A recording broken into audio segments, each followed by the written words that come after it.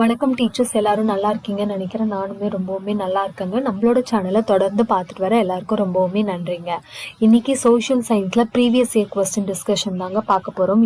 இது என்னைக்கு நடந்த எக்ஸாமினேஷன் பார்த்தீங்கன்னா 13/2/2023 ஃபார்னூன் செஷன்ல கேட்கப்பட்ட ஒரு கொஸ்டின் பேப்பர்ல இருக்க ஒரு 60 கொஸ்டின்ஸ்க்கான ஆன்சர் டிஸ்கஷன் பார்க்கலாம்.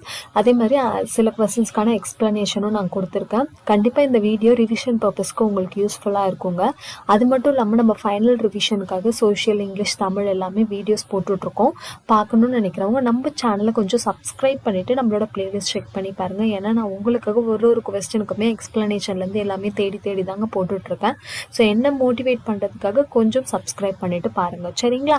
சரி, வாங்க இன்னைக்கான வீடியோக்குள்ளே போகலாம். ஃபர்ஸ்ட் கொஸ்டின் பாருங்கள். Which one of the following is not correctly match? கீழ்கண்டவற்றுள் சரியாக பொருந்தாதது எது அப்படின்னு சொல்லிட்டு கேட்குறாங்க, சரிங்களா? இது என்ன அப்படின்னு கேட்டிங்கன்னா, இப்போ அந்த மக்கள், அதாவது அந்த கிங்கு அண்ட் அவருடைய கேபிட்டல்னு சொல்லுவாங்க, தலைநகரம்னு சொல்லுவாங்க இல்லையா, அவங்களோட கிங்டமுக்கு ஒரு தலைநகரம் வச்சுருப்பாங்க இல்லையா, அதுதான் நம்மளுக்கு கொடுத்துருக்காங்க. இதில் தவறானது எது அப்படின்னு சொல்லிட்டு நம்மளுக்கு கேட்குறாங்க. இதில் தவறானது எதுனா ஆப்ஷன் சி தான் தவறு. காகித்யாஸ் கர்நாடகா இருக்கு இல்லையா, காகித்யர் கர்நாடகான்றது தவறு. அப்போ மீதி ஃபுல்லாக சரி. யாதவர் தேவகிரியா அவங்களுடைய தலைநகரம்.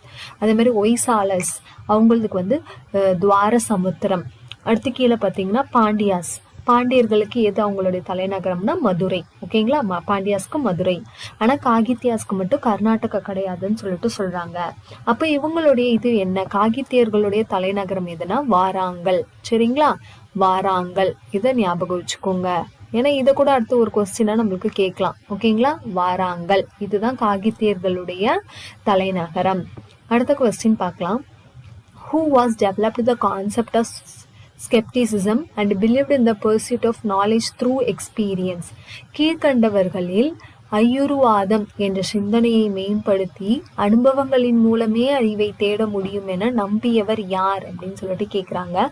யார் அப்படின்னு பார்த்தீங்கன்னா சார்வாகர். சரிங்களா? சார்வாகர் தான் இது பண்ணாரு. இவர் ஒரு ஸ்கூல் மாதிரி, ஸ்கூல் ஆஃப் தாட் ஏற்படுத்தினாரு. அந்த ஸ்கூல் ஆஃப் தாட்டுக்கு பேர் என்னன்னு சொல்றாங்கன்னா லோகாயாத்தா.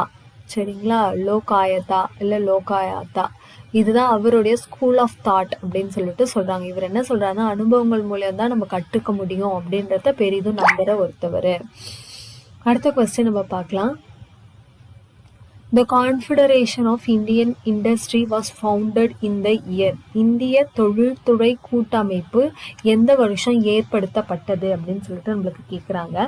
எந்த வருஷம் ஏற்படுத்தப்பட்டது அப்படின்னா நம்மளுக்கு ஆப்ஷன்ல அந்த ஆன்சர் கொடுக்கலாங்க. ஆனால் டென்டேட்டிவ் ஆன்சர்க்கு படி 1985. ஆனால் நெட் சோர்ஸ் படி நம்மளுக்கு இயர் என்ன கொடுத்துருக்காங்கன்னா 1895 அப்படின்னு கொடுத்துருக்காங்க. உங்களுக்கு புக் சோர்ஸில் என்ன இருக்கோ அதை பார்த்துக்கோங்க, சரிங்களா? ஸோ 1895 நெட் சோர்ஸில் இருக்குது. ஆனால் ஆப்ஷனில் அந்த ஆப்ஷனே இல்லை. நம்மளுக்கு டென்டேட்டிவ் ஆன்சர் கீழே 1985 கொடுத்துருக்காங்க. நீங்கள் புக் சோர்ஸில் என்ன இருக்கோ அதை நீங்கள் ஃபாலோ பண்ணிக்கோங்க, இல்லைனா டென்டேட்டிவ் ஆன்சர் கீ கூட ஃபாலோ பண்ணிக்கோங்க. நெக்ஸ்ட் கொஸ்டின் நம்ம பார்க்கலாம். Which dynasty ruled over for 100 years after the Mauryas? மௌரியர்களுக்கு பிறகு 100 ஆண்டுகள் அரசு புரிந்த அரச வம்சம் எது அப்படின்னு சொல்லிட்டு கேட்குறாங்க. எந்த வம்சம்னு பார்த்தீங்கன்னா சுங்கா டைனசிட்டி. சுங்க வம்சம் தான் மௌரியர்களுக்கு அடுத்து கிட்டத்தட்ட 100 ஆண்டுகளுக்கு மேலே ஆட்சி செய்த வம்சம் அப்படின்னு சொல்லிட்டு சொல்றாங்க. இந்த மௌரியர்களுடைய கடைசி அரசர் யாருன்னா பிரிகதர்த்தா. அவர் கொலை செய்யப்பட்டுருவாரு. அவருக்கு அப்புறம் தான் இந்த சுங்க வம்சம் வர ஆரம்பிச்சிருக்கும். இவங்க கிட்டத்தட்ட எத்தனை வருஷம் ஆட்சி செஞ்சாங்கன்னா 112 ஆண்டுகள். சரிங்களா? 112 ஆண்டுகள் ஆட்சி செய்ததா சொல்றாங்க சுங்கா டைனசிட்டி. அடுத்து பாருங்க. Which of the following pairs wrongly matched? கீழ்கண்டவற்றுள் எது தவறாக பொருத்தப்பட்டுள்ளதுன்னு கேட்டிருக்காங்க. இது எல்லாமே என்னன்னா இந்த காலனிஸ் அப்படின்னு சொல்லிட்டு சொல்லுவாங்க இல்லையா, அதாவது இப்போ பிரிட்டிஷர்ஸ் இங்கே நிறைய காலனிஸ் மாதிரி வச்சிருப்பாங்க இல்லையா, அவங்களோட ஏரியா மாதிரி. அந்த மாதிரி இதில் எது தவறாக கொடுத்துருக்காங்க அப்படின்னு சொல்லிட்டு நம்மளுக்கு கேட்குறாங்க. இதில் தவறாக கொடுத்தது எதுனா தரங்கம்பாடி டச்சுக்காரர்கள்னு கொடுத்துருக்காங்க இல்லையா, இதுதான் தவறு. தரங்கம்பாடி டச்சு. இப்போ மீதி எல்லாம் கரெக்டு. மாகே யாருடைய காலனியாக இருந்ததுன்னா பிரெஞ்சோடைய காலனியாக இருந்தது. மெட்ராஸ் பிரிட்டிஷோட ஆங்கிலேயர்களுடைய காலனியாக இருந்தது. அதே மாதிரி டையூ போர்ச்சுகீஸ்களுடைய காலனியா இருந்தது. இப்ப இந்த தரங்கம்பாடி டச்சுன்னு சொல்றாங்க. இது தவறு. ஏன்னா தரங்கம்பாடி யாருடைய ஆட்சி இதுக்கு கீழே இருந்தது அப்படின்னு பாத்தீங்கன்னா சரிங்களா. டேனிஷ் காலனி அப்படின்னு சொல்லிட்டு சொல்றாங்க. டேனிஷ்காரங்களுக்கு கீழே இருந்தது தான் இந்த தரங்கம்பாடி, டச்சு கிடையாது அப்படின்னு சொல்லிட்டு சொல்றாங்க. அதனால அதுதான் தவறு. Next, which Delhi sultan established a separate department to take care of agriculture? வேளாண்மையை கவனித்து கொள்ள ஒரு தனித்துறையை உருவாக்கிய டெல்லி சுல்தான் யாருன்னா முகமது பின் துக்ளக். நம்மளுக்கு நிறைய ப்ரீவியஸ் இயர் கொஸ்டின்ல முகமது பின் துக்ளக் பத்தின கொஸ்டின்ஸ் நிறைய வருதுங்க. அதாவது அவர் வந்து கேபிட்டலை எங்க ஷிஃப்ட் பண்ணாரு, இல்ல அவர் வந்து இந்த ஒரு மூமெண்ட் இது மாதிரி ஆரம்பிச்சிருப்பார்ல, இந்துஸ்கெல்லாம் ஒரு இது ஆரம்பிச்சிருப்பார். அவரை பற்றின கொஸ்டின்ஸ் நம்மளுக்கு நிறைய வருது. அதனால அவரை பற்றின இன்ஃபர்மேஷன் நீங்கள் புக்கில் படிக்கும்போது கொஞ்சம் எக்ஸ்ட்ராவாக அட்டென்ஷன் கொடுத்து படிச்சுக்கோங்க. சரிங்களா. முகமது பின் துக்ளக் தான் என்ன பண்ணுறாருன்னா வேளாண்மையை கவனித்து கொள்ள ஒரு தனித்துறையையே உருவாக்கிய டெல்லி சுல்தான் ஆவார் அப்படின்னு சொல்லிட்டு சொல்கிறாங்கங்க. ஸோ அதில் வந்துட்டு பார்த்தீங்கன்னா அந்த இதுக்கு பேர் என்னன்னா, அவர் உருவாக்கிய அந்த துறைக்கு பேர் என்னன்னு சொல்கிறாங்கன்னா திவான் ஹை கொஹி. சரிங்களா. இதை கூட கேட்கறதுக்கு வாய்ப்பு இருக்கா, இது என்ன அப்படின்னு கூட நம்மளுக்கு கேட்பாங்க. சரிங்களா. DIWAN அப்படியே நீங்க எழுதி வச்சுக்கோங்க. சரிங்களா. ஐ அடுத்து ஒரு ஐஃபன் கோஹி. இதுதான் அந்த துறையோட பேர், திவான் ஹை கோஹி. யார் கொண்டு வந்தாங்க? முகமது பின் துக்ளக். அடுத்து பாருங்க, the threat of Mongols under Genghis Khan to India was during the region of. இந்தியாவிற்கு செங்கிஸ்கான் தலைமையிலான மங்கோலியரின் அச்சுறுத்தல் யாருடைய ஆட்சியின் போது ஏற்பட்டது அப்படின்னு பார்த்தீங்கன்னா இல்துமிஷ். சரிங்களா. இவர் வந்து டெல்லி சுல்தான்ல ஒரு இம்பார்ட்டன்டான கேரக்டர் இல்லையா. இந்த டெல்லி சுல்தானுடைய இதுல வந்து இல்துமிஷோடைய ஆட்சியின் போது தான் இந்தியாவுக்கு செங்கிஸ்கானுடைய தலைமையிலான மங்கோலியர்களின் அச்சுறுத்தல் அதிகமாக இருந்ததுன்னு சொல்றாங்க. இதே மாதிரி ஒரு ப்ரீவியஸ் இயர் கொஸ்டின் செங்கிஸ்கானை பத்தி பார்த்துருக்கோம். ஸோ அது இம்பார்ட்டன்ட் பார்த்துக்கோங்க. Next, iron axes and iron plows led to the expansion of area under civilisation in the Ganges valley. இதை சொன்னது யாரு?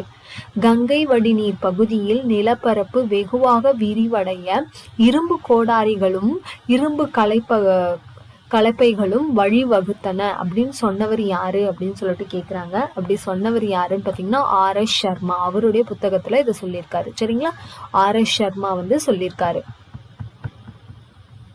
அடுத்து பாருங்க, who was the founder of Aligarh movement? இது எல்லாமே இம்பார்ட்டன்டான கொஸ்டின்ங்க. இந்த அலிகர் மூவ்மெண்ட்டா இருக்கட்டும், அதே மாதிரி விவேகானந்தர் வந்து ஒரு மூவ்மெண்ட் இது பண்ணியிருப்பாரு. அதே மாதிரி தயானந்த சரஸ்வதி ஒன்று எடுத்துட்டு வந்திருப்பாரு. இப்போ ஆரிய சமாஜ், பிரம்ம சமாஜ் அதெல்லாம் சொல்லுவாங்க இல்லைங்களா.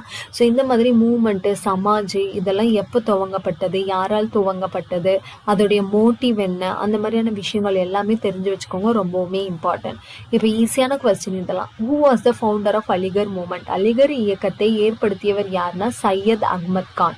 சரிங்களா. சையத் அகமது கான். இது யாருக்காக ஏற்படுத்தப்பட்டது அப்படின்னு பார்த்தீங்கன்னா முஸ்லிம்ஸ்க்காக. சரிங்களா. எப்பொழுது ஏற்படுத்தப்பட்டதுன்னா 1875. ஏன்னா இயர் கேட்பாங்க சம்டைம்ஸ். மேட்ச் த ஃபாலோவிங்ல இந்த மாதிரி மூமெண்ட்ஸ்லாம் கொடுத்துட்டு நம்மளுக்கு மேட்ச் பண்ண சொல்லுவாங்க. 1875ல முஸ்லிம்ஸோடைய சோஷியல் அண்ட் இன்டலெக்சுவல் இம்ப்ரூவ்மெண்ட்டை இந்தியாவில் அதிகப்படுத்தணும் அப்படின்றதுக்காக ஏற்படுத்தப்பட்ட ஒரு மூமெண்ட் தான் இந்த அலிகார் இயக்கம். சரிங்களா. அடுத்த கொஸ்டின் பார்க்கலாம். Which Chola king standardized the collection of tax? எந்த சோழ மன்னர் வரி வசூலை முறைப்படுத்தினார்? சோழர்கள் பத்தின கொஸ்டின் 1 or 2 கொஸ்டின் நீங்க எல்லா கொஸ்டின் பேப்பர்லயுமே பார்த்துடலாம். கண்டிப்பா வந்து சோழர்கள் பத்தின கொஸ்டின் நம்மளுக்கு நிறைய வருது. அதனால அவர்களை பத்தின இன்ஃபர்மேஷன் நிறைய படிச்சு வச்சுக்கோங்க. யாருடைய காலத்துல வந்துட்டு சோழ மன்னர் வரி வசூலை முறைப்படுத்தினார்னா ராஜராஜன் 1, முதலாம் ராஜராஜ சோழன் தான் வந்து அந்த வரி வசூலை வந்து முறைப்படுத்தினார் அப்படின்னு சொல்லிட்டு சொல்றாங்க. Which one of the following is not correctly matched? கீழ்கண்டவைகளுள் தவறாக பொருந்தியுள்ளது எது அப்படின்னு சொல்லிட்டு கேட்குறாங்க. அதாவது இது என்னன்னா மைசூர் போர், ஆங்கிலேயர்களுக்கும் ஆங்கிலேய மைசூர் போர். அது வந்துட்டு 4 கொடுத்துருக்காங்க. ஃபர்ஸ்ட் நடந்தது, செகண்ட் நடந்தது, தேர்ட் நடந்தது, ஃபோர்த் நடந்தது. இதோட இயர் கொடுத்துருக்காங்க. இதுல எது தவறா இருக்கு அப்படின்னு சொல்லிட்டு கேட்குறாங்க. எது தவறா இருக்குன்னா இந்த 4ஆம் ஆங்கிலேய மைசூர் போர் தான் தவறா இருக்கு. ஏன் இது தவறுனா இங்கெல்லாம் பாருங்க எல்லாத்துக்கும் ஸ்டார்டிங் அண்ட் எண்டிங் இயர் கொடுத்துருப்பாங்க.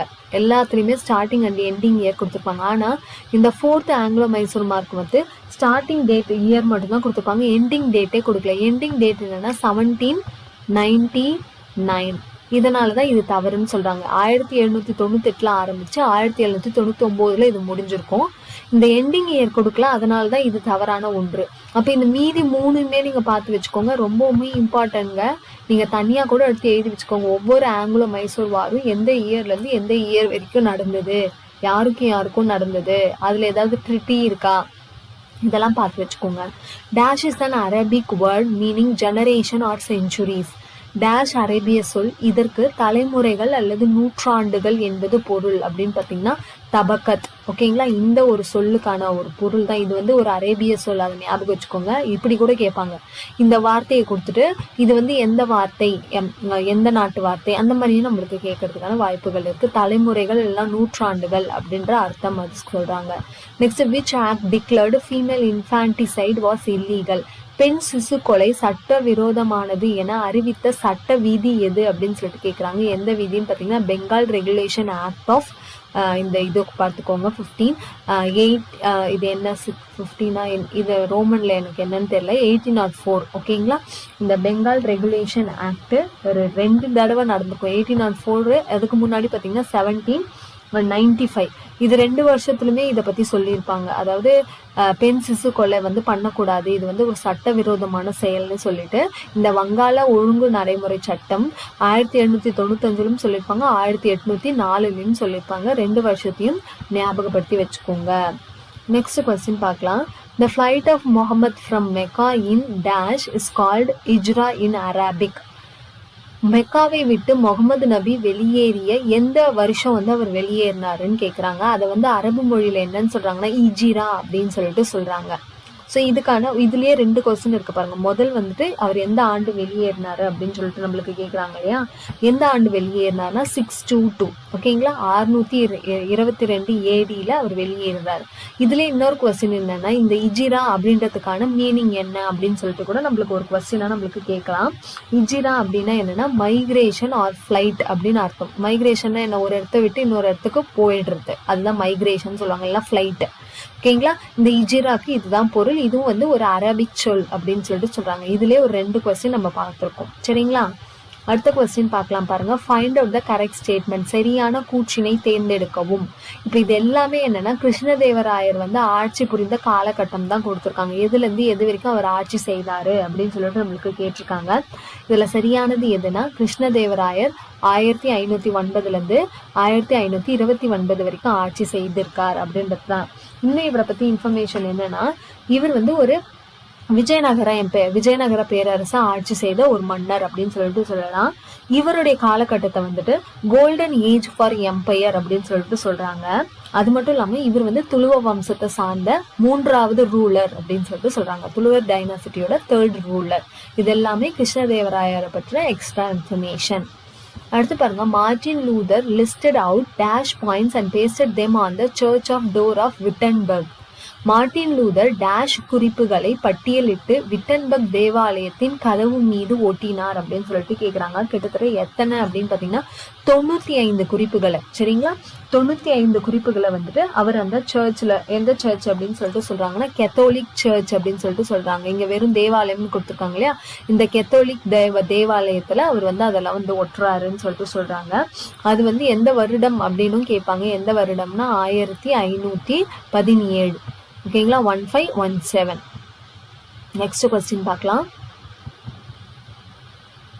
In 1879, 11 plates held together by a ring of copper, its 2 ends soldered and stamped with a royal seal depicting the symbol of a bull and a lingam found in the place Urukattukottam. Give the name of the dynasty is related. அதாவது எந்த வம்சத்தினரின் செப்பு பட்டயங்களை கண்டுபிடிக்கிறாங்க. எப்போ கண்டுபிடிக்கிறாங்கன்னு பார்த்தீங்கன்னா 1879. இருபுறமும் இணைக்கப்பட்ட லிங்கம் இருக்கு. அதே மாதிரி நந்தி பொறிக்கப்பட்ட 11 பட்டயங்கள் உருக்காட்டுக்கோட்டம் என்ற இடத்தில் கண்டெடுக்கப்பட்டன. இந்த கொஸ்டினை திருப்பி நம்மளுக்கு எப்படி வேணா கேட்கலாம். எந்த இடத்துல கண்டுபிடிச்சாங்கன்னு கேட்கலாம், எந்த வருஷம் கண்டுபிடிச்சாங்கன்னு கேட்கலாம், எத்தனை பட்டயங்கள் கண்டுபிடிச்சாங்கன்னு கேட்கலாம், அது என்னென்ன பொறிக்கப்பட்டதுன்னு கேட்கலாம். இந்த ஒரு கொஸ்டின்ல எத்தனை கொஸ்டின் கேட்கறதுக்கான வாய்ப்புகள் இருக்குன்னு பாருங்களேன். இப்ப அது யாரை பத்தின பட்டயம் அப்படின்றதுதான் இப்ப நம்மளுக்கு கேள்வியா கேட்டிருக்காங்க. இது யாரை பத்தின பட்டயம் அப்படின்னு பாத்தீங்கன்னா பல்லவர்களை பற்றிய ஒரு பட்டயம் தான் இது அப்படின்னு சொல்லிட்டு சொல்றாங்க. இது எந்த ஆண்டுன்னு சொல்லிட்டாங்க 1879. இது எங்க கண்டுபிடிக்கப்படுது அப்படின்னு பார்த்தீங்கன்னா அதுக்கு இன்னொரு பேர் என்னன்னு சொல்றாங்கன்னா காரைக்குடி பிளேட்ஸ். ஓகேங்களா, காரைக்குடி பிளேட்ஸ் அப்படின்னு சொல்லிட்டு சொல்றாங்க. இது எழுத முடியல என்னால கர்சர்ல, அதனால நீங்க நான் சொல்றேன் எழுதிக்கோங்க. காரைக்குடி பிளேட்ஸ் எங்கன்னா காரைக்கால்ல கண்டுபிடிக்கிறாங்கங்க. எங்கங்க? காரைக்கால்ல கண்டுபிடிக்கிறாங்க. சரிங்களா. அடுத்து பாருங்க, who extended its rule up to கமரூபா.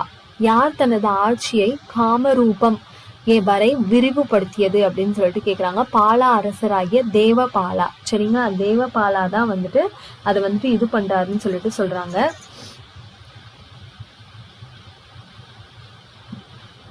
தேவபாலாவுடைய ஆட்சி காலம் என்ன அப்படின்றது பாத்தீங்கன்னா 1810 இருந்து 1850 CE. ஓகேங்களா, 1810 இருந்து 1850 CE.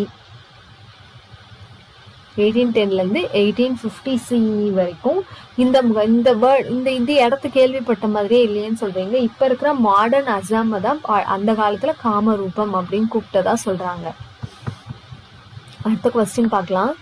When did the Muslim governor of Madurai, Jalaluddin Hasan Shah, threw off his alliance and declared himself independent?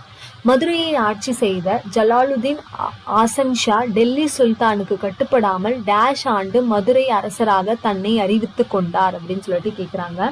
எப்பொழுது அப்படின்னு பாத்தீங்கன்னா 1335 ஆண்டு. சரிங்களா, 1335 ஆண்டு அப்படின்னு சொல்லிட்டு சொல்றாங்க. இவர் தான் மதுரையை ஆண்ட முதல் சுல்தான் அப்படின்னு நம்மளுக்கு சொல்றாங்க.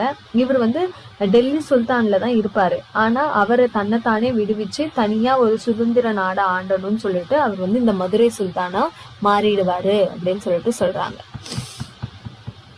அடுத்து பாருங்க, அடுத்த question. Name the book which was not written by Sarabhoji II. கீழ்கண்டவற்றுள் இரண்டாம் சரபோஜி எழுதாத புத்தகம் எது அப்படின்னு சொல்லிட்டு கேக்குறாங்க. எந்த புத்தகம்னு பாத்தீங்கன்னா குமார சம்பவம். குமார சம்பவம் வந்து சரபோஜி இரண்டாம் சரபோஜி எழுதல. அப்ப மீதி இருக்கிற இந்த மூன்றுமே அவர் தான் எழுதியிருக்காரு. அதனால இதை பார்த்து வச்சுக்கோங்க. குமார சம்பவ் சம்பு, தேவேந்திர குரவஞ்சி, முத்ராக்ஷ சாயா, இது எல்லாமே வந்துட்டு யார் எழுதியிருக்காரு? இரண்டாம் சரபோஜி. ஆனா இந்த குமார சம்பவம் மட்டும் அவர் எழுதல. அதுவும் பாருங்களேன், இவருடைய இன்னொரு புத்தகம் அதே பேர்ல தான் இருக்கு. அதனால நம்ம வந்துட்டு இதெல்லாம் அவர் தான் எழுதியிருப்பாருன்ற ஒரு இதுல இருக்கும். ஆனா குமார சம்பவம் எழுதுனது யாருன்னு சொல்றாங்கன்னா காளிதாசா. சரிங்களா, காளிதாசாவால் எழுதப்பட்ட ஒரு நூல் தான் குமார சம்பவம் அப்படின்னு சொல்லிட்டு நம்மளுக்கு சொல்றாங்க. அடுத்த கொஸ்டின் பாருங்க. Choose the correct answer. The consumer protection act was past in assembly game into force on. நுகர்வோர் பாதுகாப்பு சட்டம் பாராளுமன்றத்தில் நிறைவேற்றப்பட்டு நடைமுறைக்கு வந்த ஆண்டு எது அப்படின்னு சொல்லிட்டு கேக்குறாங்க. நடைமுறைக்கு வந்த ஆண்டு என்னன்னு சொல்றாங்கன்னா 1986 டிசம்பர் 24 அப்படின்னு சொல்லிட்டு சொல்றாங்க. ஓகேங்களா, 1986 டிசம்பர் 24. அடுத்த கொஸ்டின் பாருங்க. The chief justice of supreme court is appointed by. இந்த மாதிரி கொஸ்டின் நிறைய கேட்குறாங்க. கவர்னரை யார் அப்பாயிண்ட் பண்ணுவாங்க, பிரைம் மினிஸ்டரை யார், பிரசிடென்ட்டை யார் அப்பாயிண்ட் பண்ணுவாங்க, சீஃப் ஜஸ்டிஸை யார் அப்பாயிண்ட் பண்ணுவாங்க, லைக் தட். இந்த மாதிரி கொஸ்டின்ஸ் எல்லாமே ரொம்பவுமே இம்பார்ட்டன்ட்ங்க. உச்ச நீதிமன்ற தலைமை நீதிபதி யாரால் நியமிக்கப்படுகிறார் அப்படின்னு பார்த்தீங்கன்னா பிரசிடென்ட், குடியரசுத் தலைவரால தான் நியமிக்கப்படுகிறார். நெக்ஸ்ட் கொஸ்டின் பார்க்கலாம். In which year the federal court was inaugurated? எந்த ஆண்டு கூட்டாட்சி நீதிமன்றம் தொடங்கி வைக்கப்பட்டது? எந்த ஆண்டு கூட்டாட்சி நீதிமன்றம் தொடங்கி வைக்கப்பட்டது அப்படின்னு பாத்தீங்கன்னா 1937. சரிங்களா, 1937 தொடங்கப்பட்டது. டேட் கேட்டாங்கன்னா October 1ங்க. சரிங்களா, October 1, 1937 தொடங்கப்பட்டது. எங்கன்னா டெல்லியில. According to government of India act 1935 படி, அதாவது கவர்மெண்ட் ஆஃப் இந்தியா ஆக்ட் 1935 படி இந்த 1937 இந்த கூட்டாட்சி நீதிமன்றம் டெல்லியில உருவாக்கப்படுது அப்படின்னு சொல்லிட்டு சொல்றாங்க. We borrowed the fundamental duties from them. இந்த மாதிரி கொஸ்டின் நிறைய கேட்கறாங்க. ஏன்னா நம்மளுடைய அரசியலமைப்பு சட்டத்துல வந்து நிறைய விஷயங்களை நம்ம கடன் வாங்கி தான் ஒவ்வொன்றத்தையும் எடுத்திருக்கோம் இல்லையா. அப்ப ஃபண்டமெண்டல் ரைட்ஸ் எங்கேருந்து எடுத்தோம், அதுக்கப்புறம் வந்துட்டு நம்மளுக்கு இது பிரியாம்பல் எங்கேருந்து எடுத்தோம், இந்த மாதிரி கொஸ்டின்ஸ்லாம் நிறைய கேட்பாங்க. ஸோ நமது அடிப்படை கடமைகளை டேஷிடம் இருந்து பெற்றோம் அப்படின்னு பார்த்தீங்கன்னா ரஷ்யன் கான்ஸ்டியூஷன் இருந்து தான் நம்ம வாங்கியிருக்கோம்னு சொல்லிட்டு சொல்றாங்க. அது மட்டும் இல்லாமல் இந்த ஃபண்டமெண்டல் டியூட்டிஸை எப்போது வந்து நம்மளோட அரசியலமைப்பு சட்டத்தில் சேர்த்துருப்போம்னா 42வது சட்ட திருத்தத்தின்படி. சரிங்களா. 42வது சட்ட திருத்தத்தின்படி எந்த ஆண்டுன்னு பார்த்தீங்கன்னா 1976 தான் வந்துட்டு இந்த அடிப்படை கடமைகளை நம்மளுடைய அரசியலமைப்பு சட்டத்துல நம்ம சேர்த்திருப்போம் அப்படின்னு சொல்லிட்டு சொல்றாங்க. இது யாருடைய ரெக்கமெண்டேஷன்ல படின்னு பார்த்தீங்கன்னா ஸ்வரன் சிங் கமிட்டி. ஏன்னா ஒவ்வொரு எதுவுமே எடுத்துட்டு வராங்கன்னா அதுக்கான கமிட்டிலாம் அப்பாயிண்ட் பண்ணி தான் பண்ணுவாங்க இல்லையா. ஸோ இது யாருடைய இதுல கமிட்டி இது அடிப்படையிலன்னு பார்த்தீங்கன்னா ஸ்வரன் சிங் கமிட்டி. இந்த மாதிரி கொஸ்டின் நிறைய கேட்பாங்க, யாருடைய ஆலோசனையின்படி அந்த மாதிரிலாம் கேட்பாங்க. Next, in which organisation India did not join as a member country. கீழ்கண்ட அமைப்புகளில் இந்தியா அங்கம் வகிக்காத அமைப்பு எது அப்படின்னு சொல்லிட்டு கேட்குறாங்க. எதுனா நேட்டோ. முதல்ல இந்த நேட்டோ அப்படின்றதுக்கான இப்போ இதுல எல்லாத்துலயுமே இப்போ ஐன்னா இதுல இந்தியா, ஓகேங்களா, இதுல இந்தியா, G20 இந்தியா தான். அதே மாதிரி நேட்டோல மட்டும்தான் வந்துட்டு இந்தியா வந்து ஒரு மெம்பரா இருக்க மாட்டாங்க. அதுக்கான முக்கிய காரணம் என்ன அப்படின்றது தெரிஞ்சு வச்சுக்கோங்க. இப்போ நேட்டோ அப்படின்னா என்னன்னா North Atlantic treaty organisation. North Atlantic treaty organisation இது எதுக்கானதுன்னா military and political alliance of North America and European கண்ட்ரீஸ்க்கு, நார்த் அமெரிக்காக்கும் யூரோப்பியன் கண்ட்ரீஸ்க்கும் உள்ள ஒரு இதுதான் இது, ஓகேங்களா, ஒரு அமைப்பு. அப்ப நம்ம இந்தியா எதுல இருக்கு, ஏசியால இருக்கு. அதனாலதான் நேட்டோல வந்து இது வந்து ஒரு மெம்பரா இல்லை அப்படின்னு சொல்லிட்டு நம்மளுக்கு சொல்றாங்க. அடுத்து பாருங்க, in India navy day is observed on. இந்தியாவில் கடற்படை தினம் அனுசரிக்கப்படும் நாள் எது அப்படின்னு சொல்லிட்டு கேட்குறாங்க. எந்த நாள்னு பார்த்தீங்கன்னா 4th டிசம்பர், December 4. இது எந்த ஆண்டுல இருந்து கொண்டாடப்படுது, எதுக்காக இந்தியன் நேவி டேவை நம்ம செலிப்ரேட் பண்றோம் அப்படின்றதையும் தெரிஞ்சு வச்சுக்கோங்க. எந்த ஆண்டுல இருந்து கொண்டாடப்படுதுன்னு பார்த்தீங்கன்னா 1971 4 டிசம்பர்ல இருந்து. ஏன் வந்து இந்த 1971 என்ன நடந்திருக்குன்னா ஆப்ரேஷன் ட்ரைடன்ட் அப்படின்ற ஒன்று நடந்திருக்குங்க. அதாவது இந்தியன் நேவிக்கும் பாகிஸ்தான் நேவிக்கும் வந்து ஒரு பெரிய சண்டை ஏற்பட்டிருக்கு. அதுல கிட்டத்தட்ட வந்து 4 பாகிஸ்தானி அந்த கப்பல்களை வந்துட்டு நம்ம வந்துட்டு துவம்சம் செஞ்சிருக்கோம், ஓகேங்களா. அந்த வெற்றியை கொண்டாடும் விதமாக இந்த நேவி டே வந்து இது பண்ணுது. அது மட்டும் இல்லாம அதுல உயிரிழந்தவர்களுக்காகவும் ஒரு நாளா அனுசரிக்கப்படுது. Dash made provision for the formation of supreme court in Calcutta. கல்கட்டாவில் உச்ச நீதிமன்றம் அமைக்க வழிவகுத்த சட்டம். இங்க பாருங்க, நம்மளுக்கு ப்ரீவியஸ் இயர் கொஸ்டின்லயே நிறைய ஹைகோர்ட் எங்க வந்தது, சுப்ரீம் கோர்ட் எங்க வந்தது, இப்ப இந்த கல்கட்டா, பாம்பே, மெட்ராஸ்லாம் எப்போது வந்து கோர்ட் வந்து நீதிமன்றம் வந்து வந்த இயர் என்ன, இந்த மாதிரி கொஸ்டின் கண்டிப்பா ஒண்ணு வருதுங்க. கண்டிப்பா இதை பார்த்து வச்சுக்கோங்க, சரிங்களா. இப்ப கல்கத்தாவில் உச்ச நீதிமன்றம் அமைக்க வழிவகுத்த சட்டம் எதுனா ரெகுலேட்டிங் ஆக்ட் 1773. ஒழுங்குமுறை சட்டம் 1773 படிதான் நம்மளுக்கு வந்துட்டு இந்த இது வந்து உச்ச நீதிமன்றம் அமைப்பதற்கான ஒரு சட்டம் வந்தது. கல்கட்டால எப்போது உச்ச நீதிமன்றம் வந்ததுன்னா 1774 துவங்கப்பட்டது, சரிங்களா. இந்த சட்டத்தின்படி இந்த வருஷத்துல கல்கட்டால சுப்ரீம் கோர்ட் வந்துச்சு. நெக்ஸ்ட் பாருங்க, Tiruppur Kumaran was born in Chennimalai. அது நம்ம எல்லாருக்கும் தெரியும். ஆனா எந்த டிஸ்ட்ரிக்ட்ல இருக்கு, திருப்பூர் குமரன் எந்த மாவட்டத்தில் உள்ள சென்னிமலையில் பிறந்தார் அப்படின்னு சொல்லிட்டு நம்மளுக்கு கேக்குறாங்க. எந்த மாவட்டம்னு பாத்தீங்கன்னா ஈரோடு, சரிங்களா.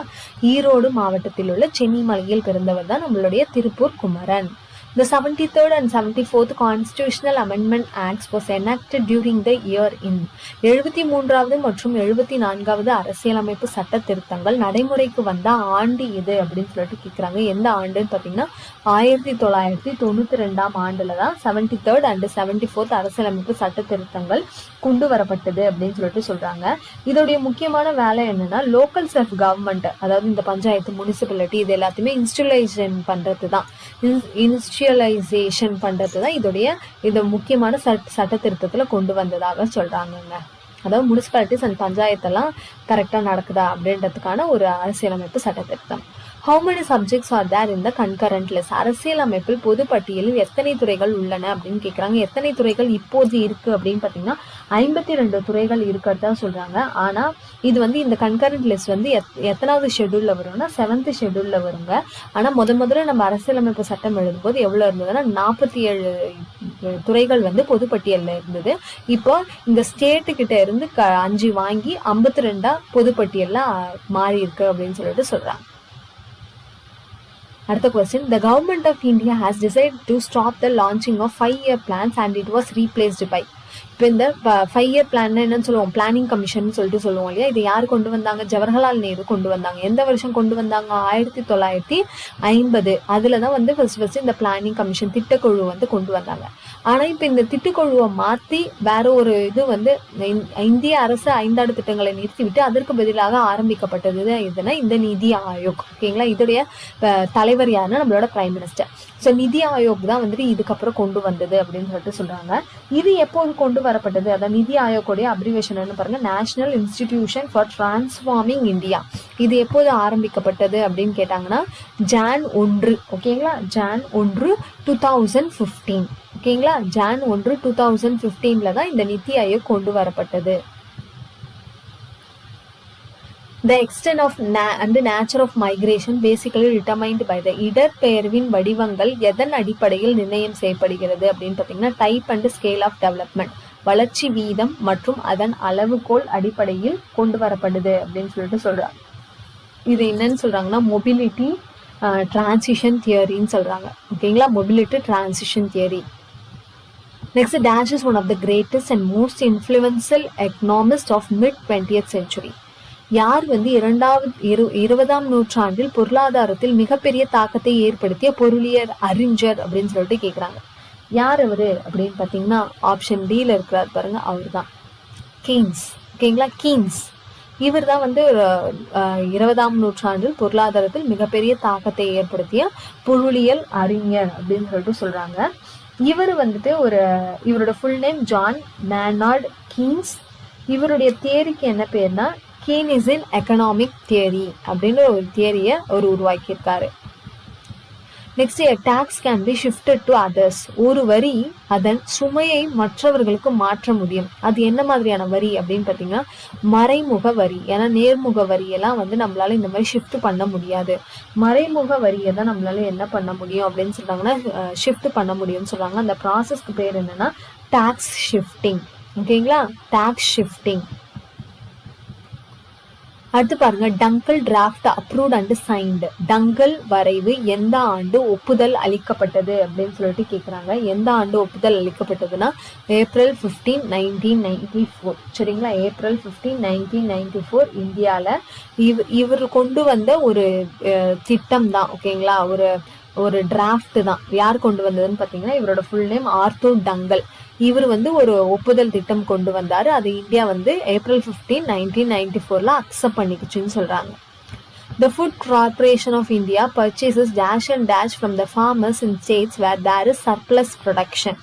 உபரி உற்பத்தி இருக்கும் மாநிலங்களில் விவசாயிகளிடமிருந்து டேஷ் மற்றும் டேஷை இந்திய உணவு கழகம் FCI வாங்குகிறது. இப்போ எக்ஸஸா வந்து நிறைய விளைஞ்சிட்டா அவங்களால விற்கவும் முடியாது இல்லையா, அந்த சமயத்துல FCI வந்து வாங்கிப்பாங்க. அது என்னென்ன பொருட்கள் அப்படின்னு பார்த்தீங்கன்னா வீட் அண்ட் ரைஸ், கோதுமை மற்றும் அரிசி. எதுக்காகனா ஃபார்மர்ஸ்க்கு வந்துட்டு ஹெல்ப் பண்ற விதமா அவங்க வந்து அந்த மினிமம் செல்லிங் பிரைஸ் MSPயா அதை வந்து சொல்லுவாங்க இல்லையா, வெயிட் மினிமம் சப்போர்ட் ப்ரைஸ். ஓகேங்களா, மினிமம் சப்போர்ட் ப்ரைஸ். இந்த விலையில வந்துட்டு அவங்க வந்துட்டு அந்த வீட்டையும் ரைஸையும் வாங்கிப்பாங்க. யார் வாங்கிப்பாங்க? FCI. Who define too much money chasing too few good?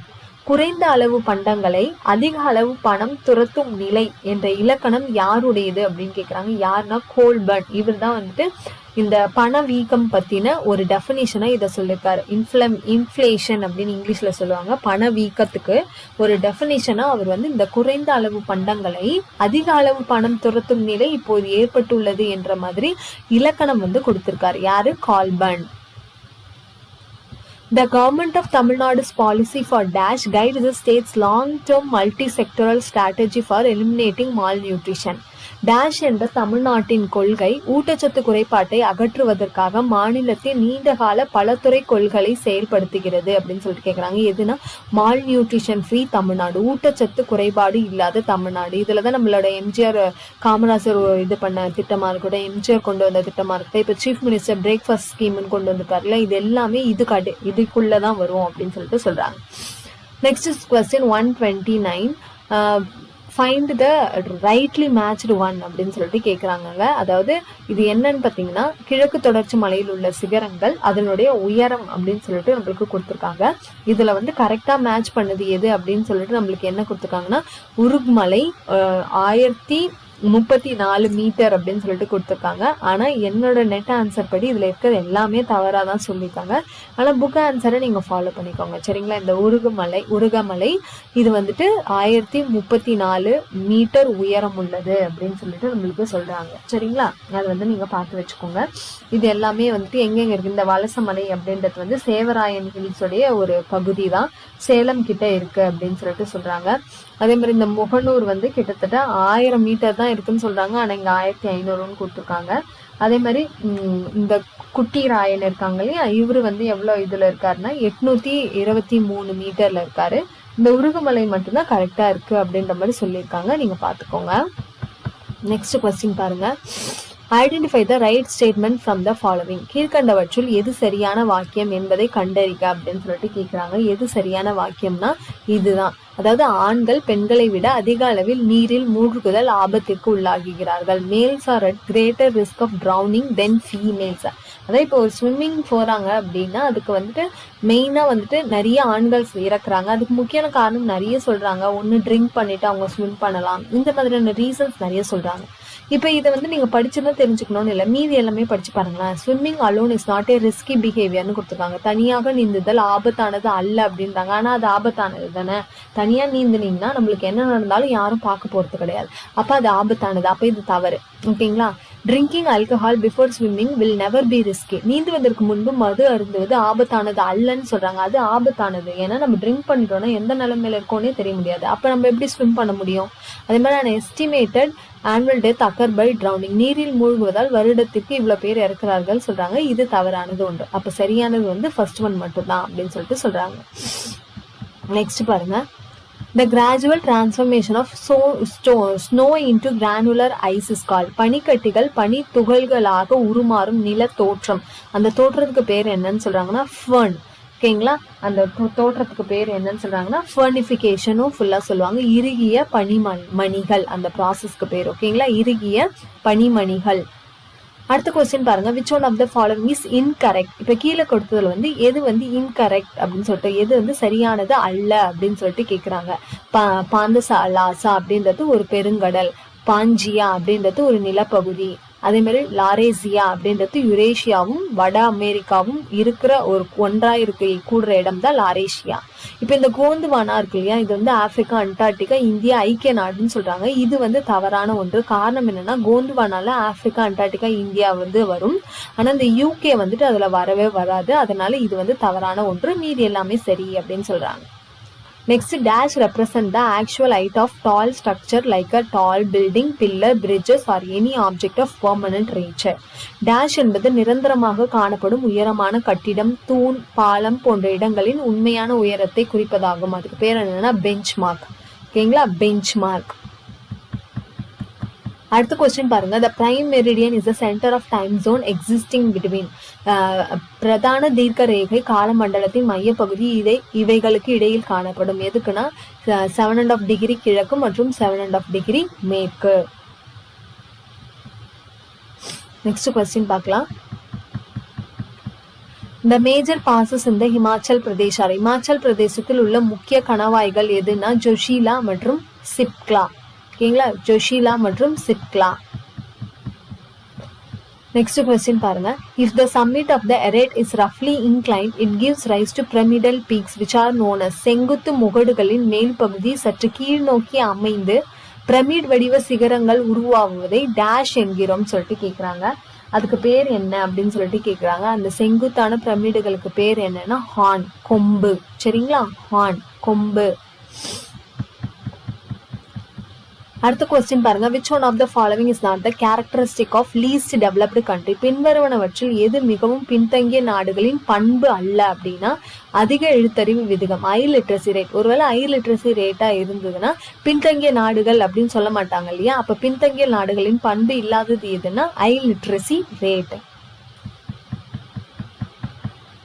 அடுத்து பாருங்க, the instrument used to measure the distance of erratic or zigzag line is வளைந்த கோட்டின் தூரத்தை அளக்க பயன்படும் கருவி எதுனா நம்மளுக்கு டென்டேட்டிவ் ஆன்சர் கீழே இந்த ரோட்டா மீட்டர் அப்படின்னு சொல்லிட்டு கொடுத்துருக்காங்க. ஆனால் நம்மளுக்கு ஆப்ஷன்ல கொடுத்த எதுவுமே வந்து இது அளக்க பயன்படாது அப்படின்னு சொல்லிட்டு சொல்றாங்க. அப்போ எதுதான் இதுக்கு பயன்படும் அப்படின்னு பார்த்தீங்கன்னா ஓப்சியோ மீட்டர் அப்படின்னு சொல்லிட்டு எனக்கு நெட்ல சொல்றாங்க. நீங்க டென்டேட்டிவ் ஆன்சர் கே படிக்கிறதா இருந்தாலும் படிச்சுக்கோங்க, இல்லை புக்ல நீங்க வேற படிச்சிருக்கீங்கனாலும் எனக்கு கமெண்ட்ல சொல்லுங்க. ஓப்சியோ மீட்டர் அப்படின்னு சொல்லிட்டு சொல்றாங்க. அப்படி இல்லைன்னா கர்வி மீட்டர். இது ரெண்டும் தான் வந்துட்டு இந்த வளைந்த கோட்டின் தூரத்தை அளக்க பயன்படும் கருவி அப்படின்னு சொல்லிட்டு சொல்றாங்க. ஆனா நம்மளுக்கு டென்டேட்டிவ் இதுல வந்து ரோட்டோ மீட்டர்னு கொடுத்துருக்காங்கப்பா, நீங்க செக் பண்ணிக்கோங்க. அடுத்து பாருங்க, if the source of light is placed at the center of the globe, the projection is known as. கோளத்தின் மையத்தில் ஒளி மூலம் வைக்கப்பட்டிருப்பின் அக்கோட்டு சட்டத்தின் பெயர் என்ன அப்படின்னா நோமோனிக் உச்சிக்கோட்டு சட்டம், நோமோனிக் ப்ரொஜெக்ஷன். சரிங்களா, gnomonic projection. Karst topography is formed due to the action of. சுண்ணாம்பு பாறை நிலத்தோற்றங்கள் உருவாவதற்கான முக்கிய காரணம் என்ன அப்படின்னு சொல்லிட்டு கேட்குறாங்க. அதுக்கான முக்கிய காரணம் என்னன்னா கிரவுண்ட் வாட்டர், நிலத்தடி நீர் தான் இந்த சுண்ணாம்பு பாறை நிலத்தோற்றங்கள் உருவாவதற்கான காரணம்னு சொல்றாங்க.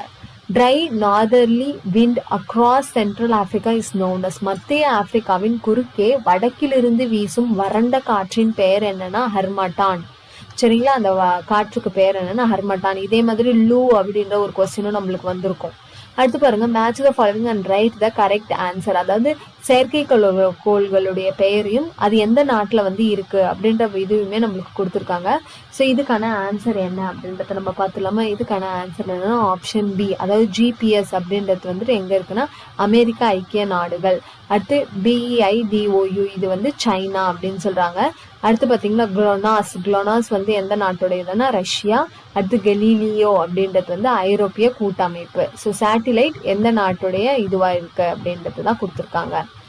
Identify the statement which is strong about the expansive age pyramid. விரிவாக்க வயது பிரமிட் பற்றிய கூற்றுகளில் எது தவறான ஒன்று அப்படின்னு சொல்லிட்டு கேட்குறாங்க. எது தவறான ஒன்று அப்படின்னு பார்த்தீங்கன்னா option D, developed countries have these type of pyramid அப்படின்றது தவறு. வளர்ச்சி அடைந்த நாடுகளில் இந்த வகை பிரமிடு காணப்படுகிறது அப்படின்றது தவறானது ஒன்றுன்னு சொல்றாங்க. ஏன்னா டெவலப் கண்ட்ரீஸ்ல கன்ஸ்ட்ரக்டிவ் ஆர் ஸ்டேஷனரினா அப்படியே ஒரே இடத்துல இருக்கிற பிரமிடு தான் இருக்குமே தவிர வளர்ந்து கொண்டே இருக்கிற பிரமிட், விரிவாக்கும் வயதுடைய பிரமிட் வந்து இருக்கிறது இல்லைன்னு சொல்றாங்க. The places where the snow lies for the whole year are called. ஆண்டு முழுவதும் பனி படர்ந்துள்ள இடங்கள் எவ்வாறு அழைக்கப்படுதுன்னா பனிக்களம், ஸ்னோ ஃபீல்ட்ஸ். ஓகேங்களா, ஸ்னோ ஃபீல்ட்ஸ். அடுத்த கொஸ்டின் பாருங்க, all of the following statements regarding Indian population are correct except. அதாவது நம்மளுக்கு லாஸ்ட் சென்சஸ் வந்து 2011 எடுத்திருப்பாங்களே, அதன் அடிப்படையில் இதை கொடுத்துருக்காங்க. இந்திய மக்கள் தொகை பற்றிய பின்வரும் வாக்கியங்களில் எல்லாம் சரியானவை ஒன்றை தவிர. எது வந்து தவறு அப்படின்னு பார்த்தீங்கன்னா ஆப்ஷன் பி வந்து தவறு. அப்போ மீதி எல்லாம் சரி, அது எல்லாமே படிச்சு வச்சுக்கோங்க தயவு செஞ்சு. அதாவது என்னன்னு பாருங்க, உலக மக்கள் தொகையின் இந்தியாவின் மக்கள் தொகை எவ்வளோ இருக்கு, அதே மாதிரி நகரவாசிகளுடைய சதவீதம் இது வந்து தவறு அப்படின்னு சொல்லிட்டு சொல்றாங்க.